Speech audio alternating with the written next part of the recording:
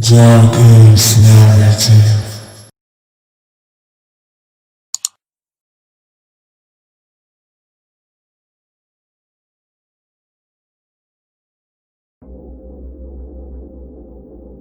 My definition of a good hotel is a place where I could be comfortable to stay at. It's a coat I've been holding up until I experience something out of the ordinary. An experience that I really don't want to happen again. Anyway, it started when everything changed. People need to be quarantined due to a pandemic going on around the world, and due to this, our normal means of transportation has been quite difficult. Fortunately, we were given the opportunity to stay at a nearby place for us to be able to get to work easily. In that way, we can sustain our needs due to this national emergency. I got the reception and she giving me a key. It is basically a small room in an apartment. It consists of one window and a door that leads to a small bathroom. It's decent, nothing much, but it will definitely help me since I currently live 40 minutes away from my job.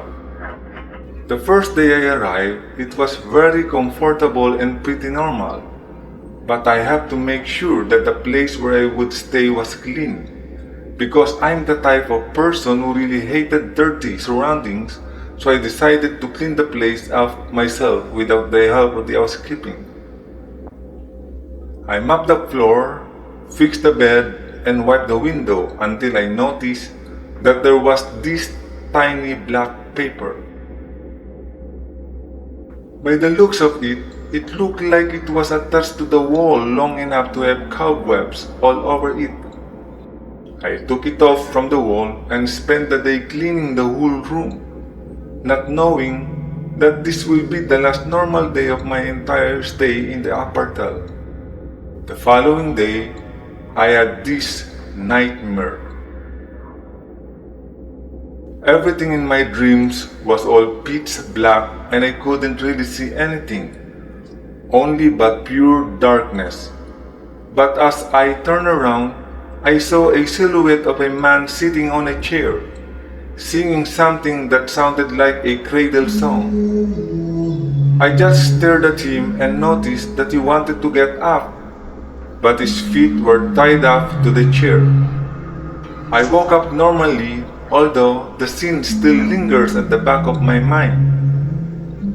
But since I don't really believe paranormal things, I decided to shake it off and thought that it was probably just a normal nightmare, and so I proceeded doing my usual routine, like nothing happened, because it would usually occur when I get really exhausted of doing household chores, or if I sleep really late than the usual time where people would sleep, but something was off on that room that night. It felt like someone's watching me. On the third day, I have the same nightmare. Same man, same cradle, same position. But there was something still off about this guy. I leaned forward, eyes squinting together, as I saw that this man was no longer tied from the chair. I got startled that this man started to slowly stand up. This dream was becoming way too realistic. I felt that this man was approaching me. I desperately tried to move but noticed that my whole body was stuck against the bed. I struggled and struggled until I finally gave in. This guy was trying to touch my feet with his hands. I vividly feel it. I was frightened. I couldn't feel anything other than the fact that I could only shut my eyes and try to wake up. Eventually, long after I woke up, it was 3:08 in the morning. I prayed and listened to some songs to forget the terror that still haunts me. But it's getting worse. The song I was playing got switched to an old song. The lights suddenly shut off, and I saw the same man with my two eyes, sitting on my chair by the nearby window, and was about to stand up and come towards me. I was really scared and almost cried.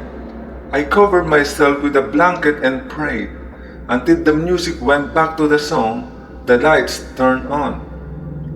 I was really exhausted and barely even breathing because of the terror I experienced and didn't know what to do. Ever since I cleaned the corner of that room, it always felt like someone's watching me and strange things started to happen. I tried to ask the front desk about the history of that room, and she can even tell me. I told her what I experienced and I saw the fear in her eyes, but she was trying to change the story and making up certain things in order for me to stop. I still don't know what is the story behind that room, but what's bothering me is that what if I did not remove the black paper that was stuck to the wall? Will I still experience what happened? Or was it really there, waiting for another victim?